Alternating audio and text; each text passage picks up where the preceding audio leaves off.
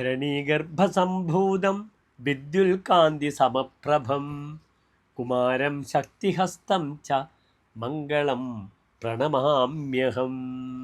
കുമാരനും സുബ്രഹ്മണ്യനും ശക്തി എന്ന ആയുധം, വേലെന്ന ആയുധം കൈവശമുള്ളവനുമായ ആ ചൊവ്വയെ ഞാൻ നമസ്കരിക്കുന്നു. ചൊവ്വ പുരുഷരാശിയിൽ സഞ്ചരിക്കുമ്പോൾ നാം ചിന്തിക്കുന്നത് സുബ്രഹ്മണ്യനെയും, സ്ത്രീരാശിയിൽ ഫെമിനൈൻ സൈൻ സ്ത്രീരാശിയിൽ സഞ്ചരിക്കുമ്പോൾ ചിന്തിക്കുന്നത് സാക്ഷാൽ ഭദ്രകാളിയെയും ആകുന്നു. ചാമുണ്ഡി, ഭദ്രകാളി തുടങ്ങിയ തമോമൂർത്തികളെയാണ് ചൊവ്വ യുഗ്മരാശിയിൽ, സ്ത്രീരാശിയിൽ ഫെമിനൈൻ സൈനിൽ നിൽക്കുമ്പോൾ ചിന്തിക്കുന്നത്. പുരുഷരാശിയിലാകട്ടെ ഓജരാശിയിലാകട്ടെ സുബ്രഹ്മണ്യനെയും.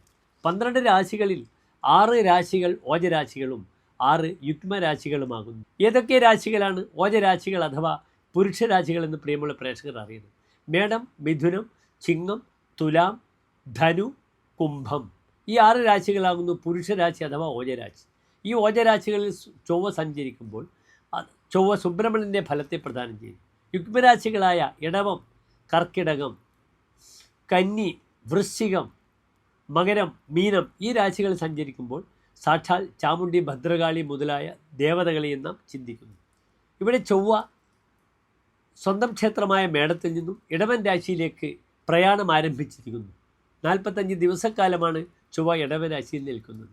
ജൂൺ 20 ചൊവ്വയുടെ ഇടവൻ രാശിയിലേക്കുള്ള പ്രവേശനം ആരംഭിച്ചു. അത് ഓഗസ്റ്റ് മാസം 2-ാം തീയതി വരെ 43 ദിനങ്ങൾ ചൊവ്വ ആ രാശിയിൽ ഇടവൻ രാശിയിലേക്ക് വരുന്നു. ഇവിടെ ഇടവൻ രാശി ചൊവ്വയെ സംബന്ധിച്ചോളം സുക്ഷേത്രമാണ്. ശുക്രനും ചൊവ്വയും പരസ്പരം സുഹൃത്തുക്കളാണ്. ചൊവ്വാക്ഷേത്രത്തിൽ ശുക്രൻ വന്നാലും ശുക്രക്ഷേത്രത്തിൽ ചൊവ്വ വന്നാലും അല്ലെങ്കിൽ പരസ്പരം ക്ഷേത്രങ്ങൾ മാറി നിന്നാലും പല വിഷയങ്ങളിലും, പ്രത്യേകിച്ച് സ്ത്രീ വിഷയങ്ങളിൽ അത്ര നല്ലതല്ല. ഇവിടെ ചൊവ്വയുടെ ആശ്രയഫലം എൻ്റെ പ്രിയമുള്ള പ്രേക്ഷകർ ശ്രദ്ധിക്കണം. ഇടവരാശിയിൽ ചൊവ്വ നിൽക്കുമ്പോൾ യുവതി ജിതാൻ സുഹൃക്ഷു വിഷമാൻ പരദാരരതാൻ കുഹക സുവേഷ ഭീരു പരുഷാൻ സിതഭേ ജനയേത്. യുവതികൾ തന്നെ ജയിക്കുമെന്നാണ്, അല്ലെങ്കിൽ തനിക്ക് യുവതികളെ ജയിക്കാം. സുഹൃത്സു വിഷമാൻ സൗഹൃദത്തിന് ബുദ്ധിമുട്ടുകൾ ഉണ്ടാക്കും. പരദാരരതാൻ അന്യരുടെ സ്ത്രീകളെ ആഗ്രഹിക്കും. ഭീരു പരുഷാൻ വളരെ പരുഷത്തോടുകൂടി പെരുമാറും. പാരുഷ്യത്തോടുകൂടി പരുഷമായി പെരുമാറും. പാരുഷ്യത്തോടുകൂടി പെരുമാറും. ഭീതനാകും. ഇതൊക്കെയാണ് ഇടവൻ രാശിയിലെ ചൊവ്വയുടെ ഫലം. അതിനാൽ നാം മേടം മുതൽ 12 രാശിക്കാരുടെയും ഇടവൻ രാശിയിലേക്കുള്ള ചൊവ്വയുടെ 43 ദിവസത്തെ പ്രയാണം എപ്രകാരം ശുഭാശുഭ ഫലങ്ങളെ പ്രദാനം ചെയ്യുന്ന വിഷയത്തെ ചർച്ച ചെയ്യുന്നു. പ്രിയമുള്ള പ്രേക്ഷകർ ശ്രദ്ധിക്കുക.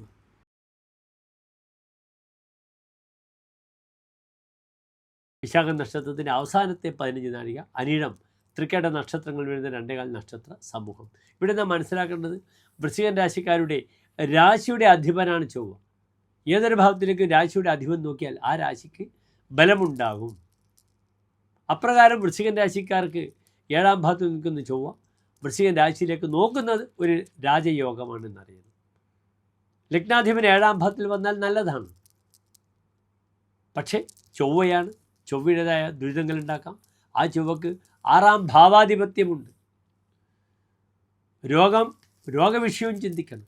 ഈ ഒരു 43 ദിവസക്കാലം വൃശ്ചികൻ രാശിക്കാർക്ക് പല്ലുകൾക്ക് വലിയ ബുദ്ധിമുട്ടുകൾ വരും. പല്ലുകൾക്ക് റൂട്ട് കനാൽ ചെയ്യുന്ന അവസ്ഥയാണ്. പല്ലുകളെ ശ്രദ്ധിക്കണം. അപ്രകാരം തന്നെ കിഡ്നി സ്റ്റോൺ ഉള്ളവർക്ക്, മൂത്രാശയ സംബന്ധമായ രോഗമുള്ളവർക്ക് വളരെയധികം ബുദ്ധിമുട്ടുകൾ വരും. യാത്രയിൽ തടസ്സങ്ങൾ നേരിടാം.